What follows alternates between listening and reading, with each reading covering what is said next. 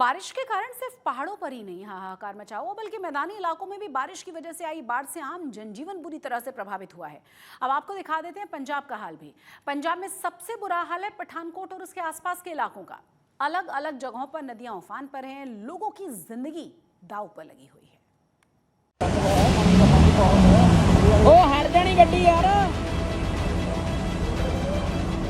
चारों ओर लोग चिल्ला रहे थे, लेकिन जिद में अपने को सुपर हीरो समझने वाले ये लोग भूल गए कि कुदरती कहर के आगे सब बेकार है।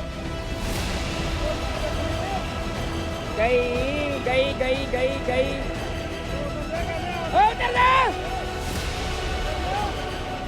बार बार मना करने के बाद भी सफेद जीप पर सवार ये लोग सैलाबी खतरे के बीच से गुजरने की कोशिश करने लगे। तेज बहाव के बीच जीप को पानी में उतार दिया। कुछ सेकंड तक शायद इन्हें लगा भी कि निकल जाएगी, लेकिन अचानक बैलेंस बिगड़ा और तेज बहाव से जीप पलट गई और तेज प्रवाह में बहने लगी।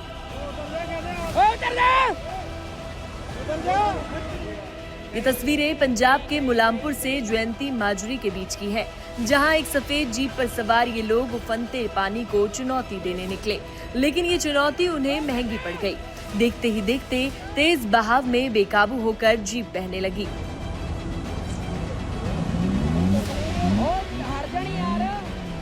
किस्मत से तीनों युवकों की जान बच गई। वो किनारे की ओर बहते हुए जैसे तैसे निकल आए, लेकिन जीप पूरी तरह से लहरों में समा गई। अब तेज बहाव में रेस्क्यू की एक तस्वीर देखिए। वीडियो में देखकर पानी की रफ्तार का अंदाजा लगाना मुश्किल है, लेकिन इसी तेज प्रवाह में कुछ लड़के स्टंट दिखाने के चक्कर में बाइक लेकर पानी में घुसने की कोशिश करने लगे और फिर क्या हुआ, तस्वीरें गवाही दे रही हैं। देखते ही देखते अगले ही पल बाइक पलट जाती है, लेकिन गनीमत रही कि मौके पर मौजूद एक जेसीबी ने इन दोनों लड़कों की जान बचाई। ये तस्वीरें पंजाब के पठानकोट की है, जहां चक्की दरिया बेकाबू है और उसकी रफ्तार अब घर तक निगलने लगी है। मनवाल में एक मकान पल भर में नदी में समा गया।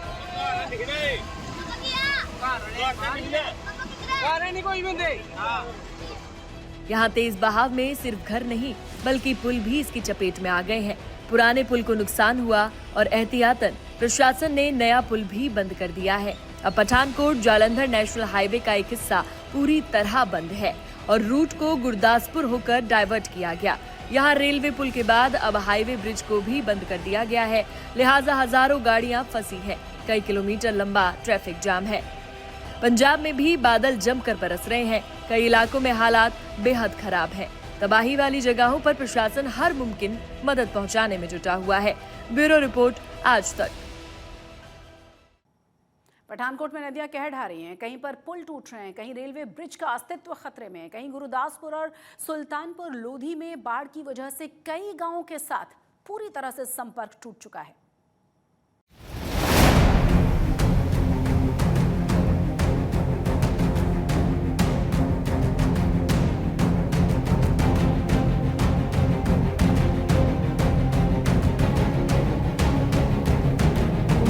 हिमाचल प्रदेश और जम्मू कश्मीर में हो रही बारिश के कारण पंजाब की ज्यादातर नदियां उफान पर है।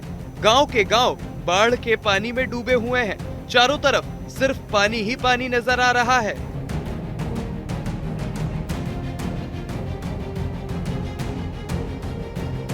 ये पठानकोट को हिमाचल से जोड़ने वाला पुराना चक्की पुल है, जिसका एक हिस्सा भरभरा कर दरिया के पानी में समा रहा है। चूंकि ये पुल बंद था, इसलिए यहाँ पर कोई हादसा नहीं होता है।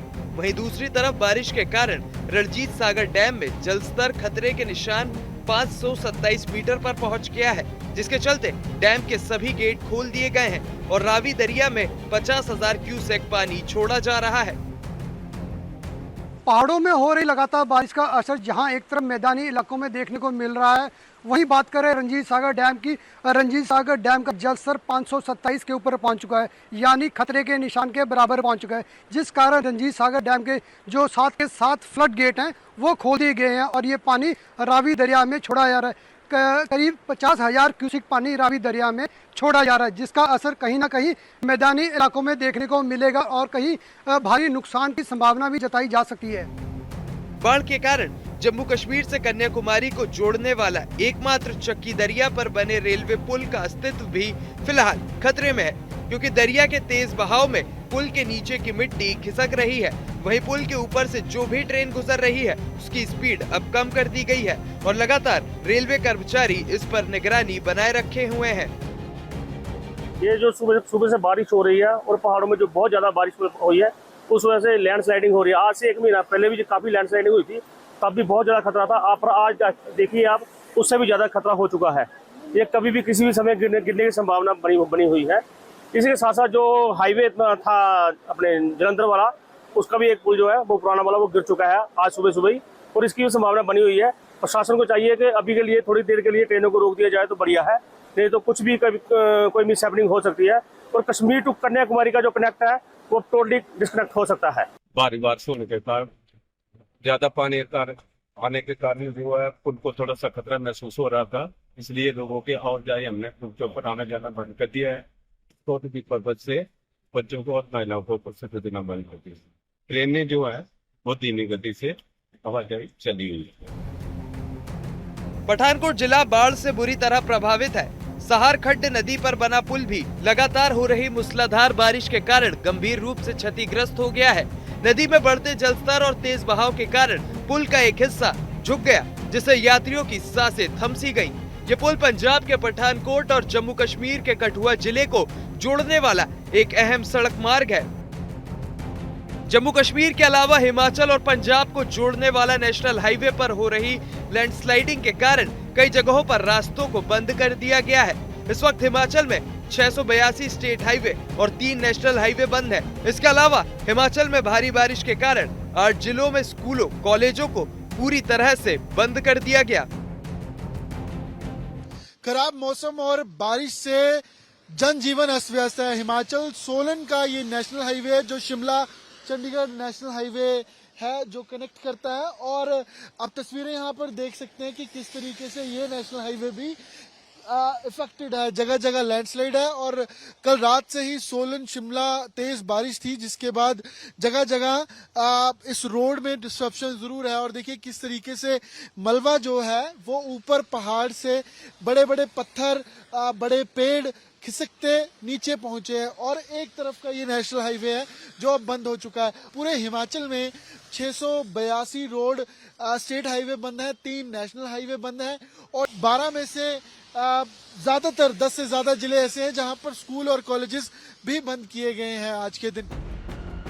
गुरदासपुर में भी बाढ़ के चलते आम जनजीवन बुरी तरह से प्रभावित। रावी नदी का जलस्तर बढ़ने के कारण मकोड़ पत्तन के 7 गांवों से संपर्क पूरी तरह से टूट चुका है।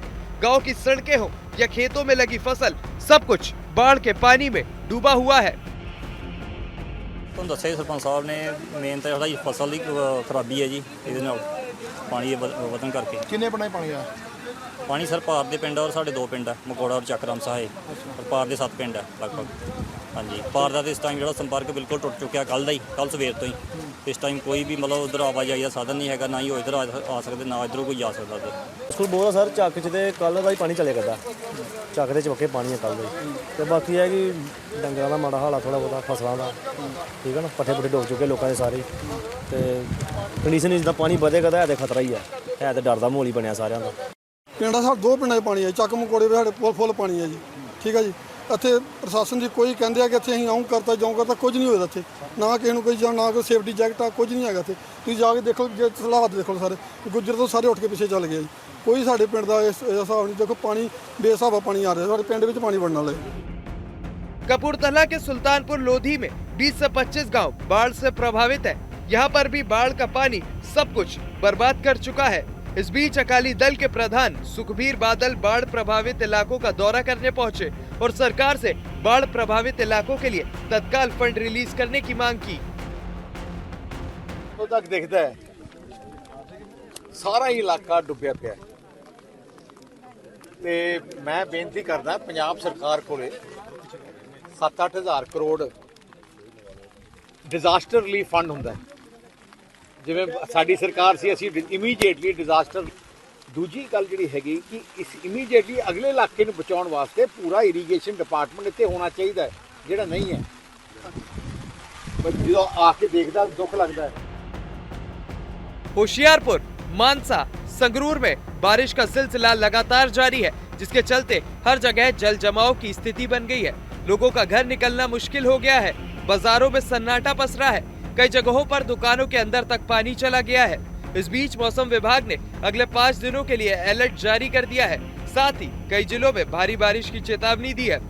बाढ़ और मौसम के अलर्ट को देखते हुए एक बात तो साफ है कि आने वाले दिनों में पंजाब के लोगों की मुश्किलें कम होने की जगह और बढ़ने वाली है और इसलिए हर किसी को सावधान और सतर्क रहने की बेहद जरूरत है। पठानकोट से पवन सिंह, गुरदासपुर से विशंभर बिट्टू, कपूरथला से सुकेत गुप्ता, संगरूर से कुलवीर सिंह और हिमाचल से अमन भारद्वाज के साथ आज तक ब्यूरो। और अब आपको संगरूर की तस्वीरें दिखा देते हैं, जहां पिछले 24 घंटे में हो रही बारिश की वजह से चारों ही तरफ सिर्फ पानी ही पानी नजर आ रहा है। धुरी हो, लहरगागा हो या फिर संगरूर शहर हो, हर जगह सिर्फ और सिर्फ आपको पानी नजर आएगा। तेज बारिश की वजह से ड्रेनेज सिस्टम पूरी तरह से चोक्ड है।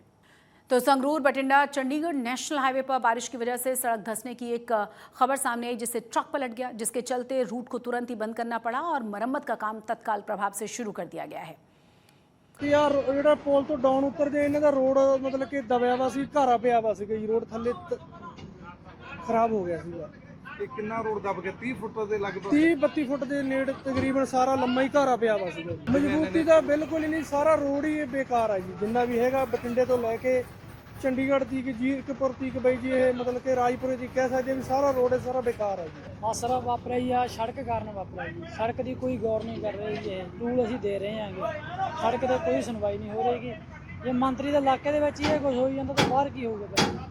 लहरगागा में बारिश के कारण लगभग सभी अंडरपास पूरी तरह से पानी से भरे हुए हैं। स्कूलों में छुट्टी कर दी गई है। कई जगहों पर बारिश का पानी जमा होने की वजह से पानी और बिजली मीटरों तक पहुंच चुका है। धुरी में भी सड़क और गलियां पानी में पूरी तरह से डूबी हुई नजर आ रही हैं। बारिश का पानी दुकानों और घरों की दहलीज तक पहुंच चुका है। संसद का मानसून सत्र खत्म होने के बाद केंद्रीय गृह मंत्री अमित शाह ने एक बार फिर से एक न्यूज एजेंसी को दिए इंटरव्यू में 130वें संविधान संशोधन बिल की वकालत की है। विपक्ष के आरोपों पर उन्होंने आईना दिखाया। गृह मंत्री ने बताया कि कानून के दायरे में प्रधानमंत्री पर कार्रवाई का प्रावधान पहले नहीं था, लेकिन पीएम मोदी ने खुद इसमें प्रावधान को डलवाया है। 3 चीजों से ये सारे आरोप खारिज हो जाते हैं। एक तो प्रधानमंत्री जी ने स्वयं अपने आप को इसमें डाला है। एक जमाने में कांग्रेस 39वां संविधान प्रधानमंत्री ने डाला है, पहले नहीं थे क्या प्रधानमंत्री? ना, पहले तो प्रोविजन ही नहीं था। तो जब कानून ड्राफ्ट हो रहा था तो उन्होंने खुद डाला अपना? हाँ, खुद डाला है। पहले 39वां जो संशोधन था, इसमें इंदिरा जी उपराष्ट्रपति राष्ट्रपति के साथ साथ खुद को भी इनके खिलाफ कोई वैधता नहीं रहती है चुनावी मुकदमों का एक संविधान संशोधन लेकर आई थी। वो खैर कांग्रेस पार्टी और श्रीमती इंदिरा गांधी की नैतिकता का सवाल है। नरेंद्र मोदी जी अपने खिलाफ खुद संविधान संशोधन लेकर आए हैं कि प्रधानमंत्री भी जेल में जाएगा तो उसको इस्तीफा दे देना पड़ेगा।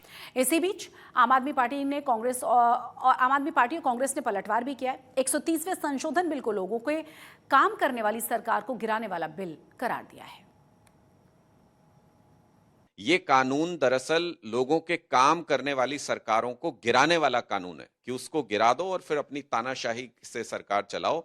भारतीय जनता पार्टी खुद ही पूरी तरह से एक्सपोज हो गई है कि केजरीवाल जी की सरकार को गिराने की इन्होंने साजिश की थी और पूरी दिल्ली के सामने ये खुल करके आ गया है कि जेल से जो केजरीवाल सरकार चला रहे थे वो इनकी सरकार से कहीं ज्यादा बेहतर है, जो आज रेखा गुप्ता जी जेल से बाहर रह के चला रही हैं।